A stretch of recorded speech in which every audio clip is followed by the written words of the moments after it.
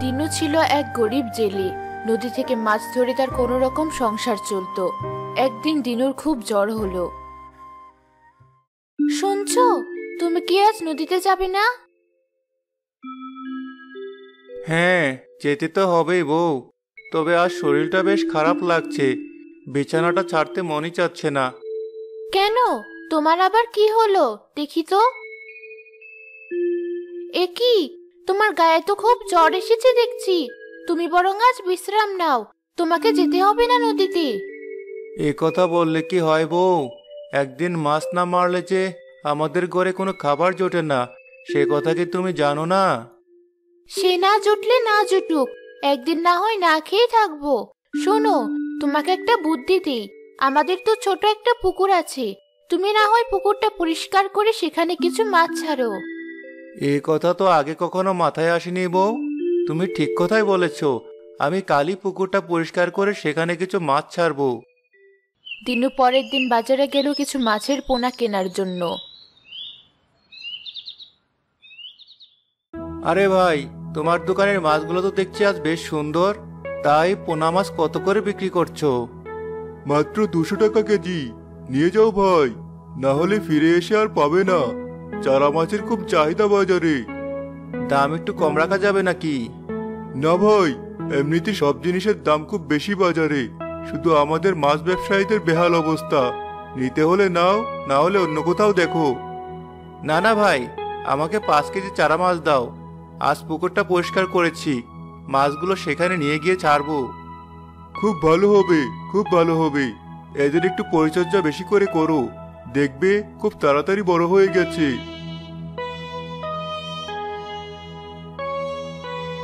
দিনু মাছগুলো নিয়ে এসে তার পুকুরে ছেড়ে দিল।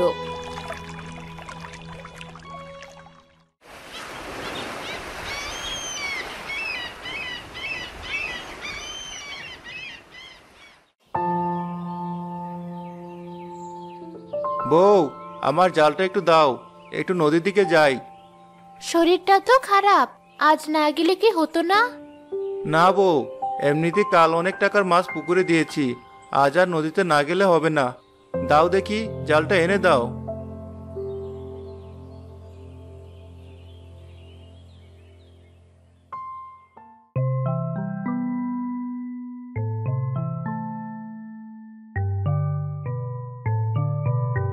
আরে, এত সুন্দর একটা মাছ এভাবে কাদায় আটকলো কিভাবে? যাই, আমি বরং মাছটি নদীতে ছেড়ে দিয়ে আসি।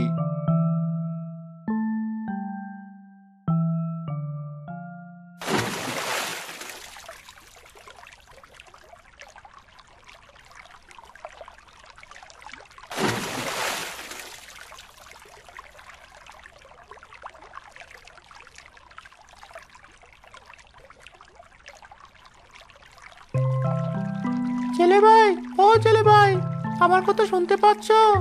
ও ছেলে ভাই। মাছ? আরে, আমি একটু আগে যে মাছটা ছেড়ে দিলাম, এটা তো সেই মাছ। ছেলে ভাই, তুমি বুঝি আমার সাথে কথা বলবে না?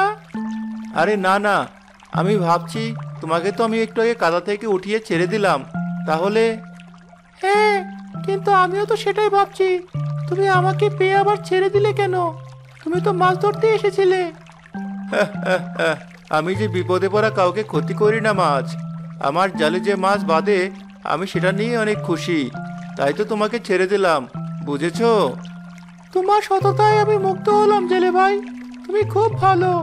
আসলে আমি নদীর ধারে বেড়াতে গিয়ে কাদা আটকে পড়েছিলাম। পানি ছাড়া আমি নড়তে পারি না। আর ঠিক সেই সময় তুমি আমাকে কাদা থেকে উদ্ধার করলে। তোমাকে অনেক ধন্যবাদ। আচ্ছা আচ্ছা, বেশ, তোমাকে আর ধন্যবাদ দিতে হবে না।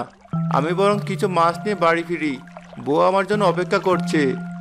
ধন্যবাদ নাই দিতে পারি, তবে আমাকে সাহায্য করার জন্য তোমাকে তো একটু উপকার করতেই পারি। ওরা কপালে আর কি উপকার করবে মাছ? কোনো কিছুতেই যে আমি আমার অভাব কাটিয়ে উঠতে পারি না।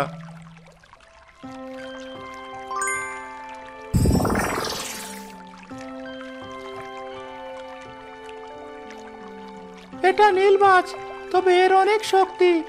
এর সংস্পর্শ যেসব মাছেরা থাকবে, তারাও এর মতো নীল হয়ে যাবে। আর এদের বয়স 1 মাস হওয়ার পরেই প্রতিটি মাছের পেটে সোনার ডিম থাকবে। এই মাছ কখনো কমবে না তোমার পুকুর থেকে। সোনার ডিম? বাহ, সত্যি বলছো? সোনার আবার ডিম হয় নাকি? হবে হবে, সব হবে। নীলু, আজ থেকে এটা তোর মালিক।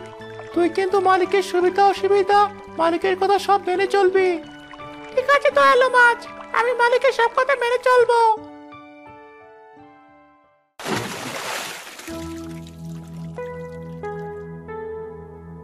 মাছটি কি একা একা রাখবো নাকি পুকুরে ছেড়ে দিব? যাই, বরং পুকুরে ছেড়েই দেই।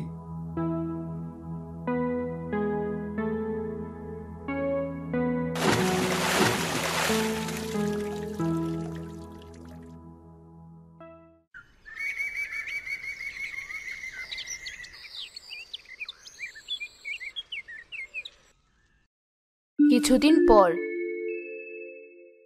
তুমি তো দেখছি নদীতে মাছ ধরতে যাওয়া ছেড়ে দিয়েছো। আজ কতদিন হয় মাছ খাই না। তুমি বরং একটা কাজ করো, দেখো তো পুকুরের মাছ বড় হয়েছে নাকি। পুকুরে গিয়ে কিছু মাছ মেরে আনো। তুমি বলছো যখন, যাই, জালটা বের করে আনো।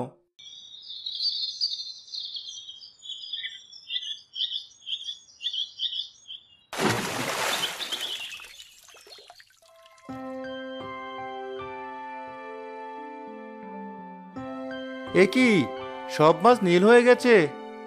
ও, মায়াবী মাছ তো আমাকে বলেছিল যে নীল মাছের সংস্পর্শে যে মাছ থাকবে সব নীল হয়ে যাবে। ইস, আমি ভুলে গেলাম কি করে। বলে গেছে তো কি হয়েছে মালিক? মাছ মেরে তো আর খেয়ে ফেলুনি। আর কিছুদিন পরেই মাছেদের বয়স 1 মাস পূর্ণ হবে। তুমি তখন এসে মাছ মেরে খেও, আর মাছের পেট থেকে সোনার ডিম বের করে নিও। আচ্ছা আচ্ছা, ঠিক আছে নীল মাছ, আমার আর ভুল হবে না। আমি বরং বাড়ি ফিরে যাই। কি হলো, মাছ না নিয়ে যে বাড়ি ফিরে এলে? পুকুরে কি মাছ নেই? আছে গিন্নি, আছে, তবে এখন মাছ মারা যাবে না, বুঝলে? সে কি কথা? কেন, মাছে আবার কি হয়েছে?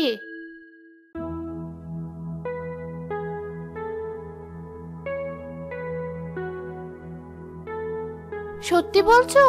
আগে তো বলনি আমাকে। আমার মনে ছিল না বউ, আর আগে তো আমি নিজেও বিশ্বাস করিনি, সেজন্যই বলিনি।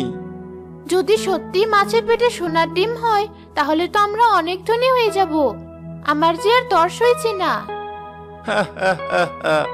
ধৈর্য ধরো গিন্নি, ধৈর্য ধরো, আর কিছুদিন ধৈর্য ধরো, দেখবে আমাদের সব কষ্ট দূর হয়ে গিয়েছে। এভাবে বেশ কিছুদিন হয়ে গেল। নীল মাছের বয়সও 1 মাস হয়ে গেল। একদিন দিনুর কিছু প্রতিবেশীদের দিনুর পুকুরের মাছের প্রতি লোভ হলো। এই রামু, দিনুর পুকুরে মাছ দেখেছিস? অনেক মাছ হয়েছে মনে হয়। আজ রাতে দিনুর পুকুরে ছিপ ফেললে কেমন হয়? তুই কথা মন্দ বলিসনি। এমনিতেই জিনিসপাতির যে দাম, হাতে কোনো টাকা পয়সাও নেই। মাছ বিক্রি করে যদি 2 টাকা হয়। বেশ বেশ, সে কথাই রইল। আজ মাঝরাতে দিনুর পুকুরে ছিপ ফেলবো।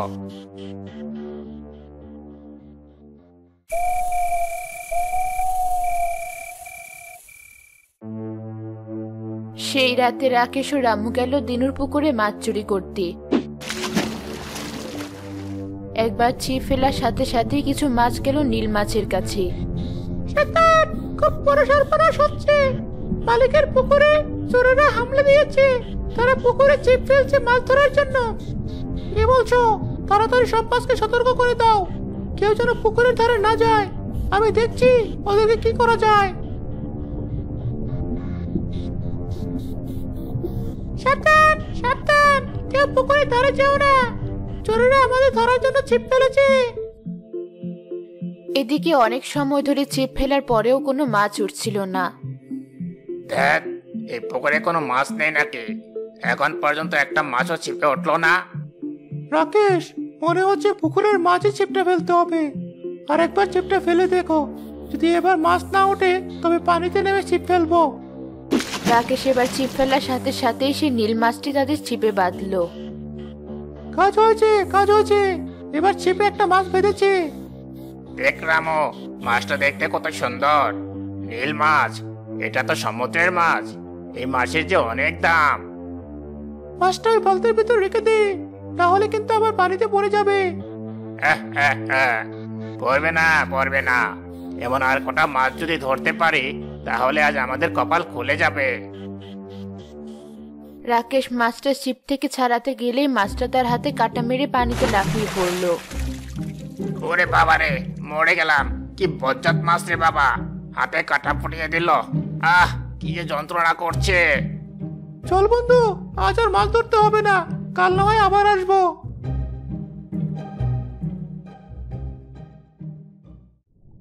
আমাদের সর্দার যদি ওদের হাতে ধরা পড়ে তাহলে ফিরবে কিভাবে? আমাদের সকলে উচিত সর্দারকে বাঁচিয়ে আনা। হ্যাঁ, চোরগুলো আমাদের ধরুক, আমাদের সর্দারকে ছেড়ে দিক। তোমাদের আর যেতে হবে না, আমি ফিরে এসেছি। কিভাবে ফিরলে তাদের হাত থেকে? এ তো অনেক কাহিনী।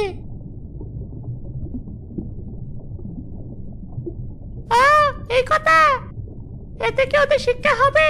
দেখো, কাল রাতে আবার আসবে। আরে না, আর আসবে না। আমার কাটা যেখানে ফুটেছে সেখানে আজ রাত থেকেই পচন ধরবে।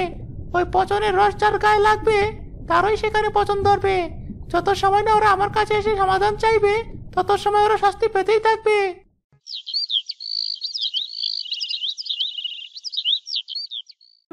এক মাস তো হয়ে গেল, পুকুর থেকে মাছ মেরে দেখো সত্যি ওদের পেটে সোনার ডিম আছে নাকি।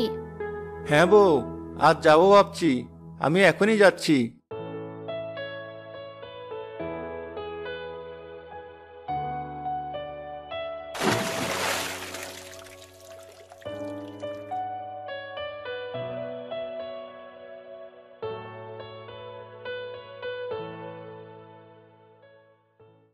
বউ, নাও দেখি মাছগুলো, এবার কেটে দেখো। দিয়া প্রতিটা মাছ কেটে দেখে তাদের ভিতরে সোনার ডিম আছে। দেখো দেখো, সত্যি সত্যি যে আমাদের কপাল খুলে গেছে, প্রতিটা মাছের পেটে ডিম। হ্যাঁ বউ, সব মাছের পেট থেকে ডিম বের করে রাখো, আমি কালই শেখরার কাছে সোনাগুলো বিক্রি করে রেখে আসবো। ঠিক আছে ঠিক আছে। পরের দিন দিনু স্বর্ণগুলো শেখরার কাছে বিক্রি করে অনেক টাকা পেল। বউ, দেখো কত টাকা, এত টাকা আমরা একসাথে কখনো চোখে দেখিনি। হ্যাঁ, এবার আমরা আমাদের সকল চাহিদা পূরণ করতে পারবো। কিছুদিনের ভেতরে দিনু খুব ধনী হয়ে গেল। তার বাড়ি গাড়ি, বউয়ের সোনা গহনা সব হলো।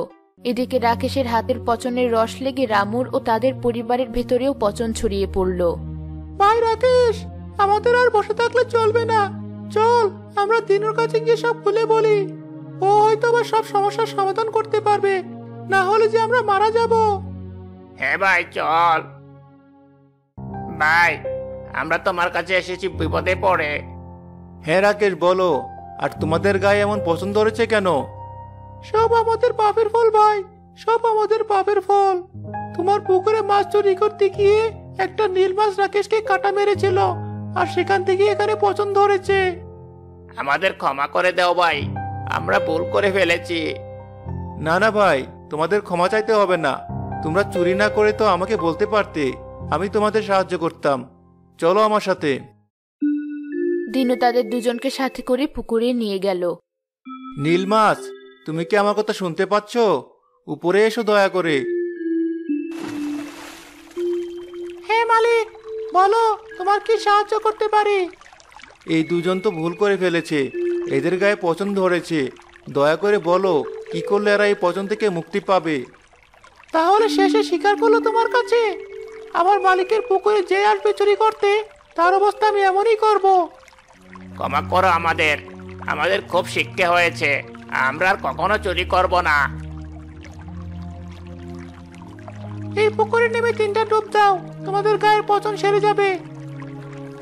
তারা দুজন পানিতে নেমে ডুব দেওয়ার সাথে সাথেই তাদের গায়ের সব পচন মিলিয়ে যায়।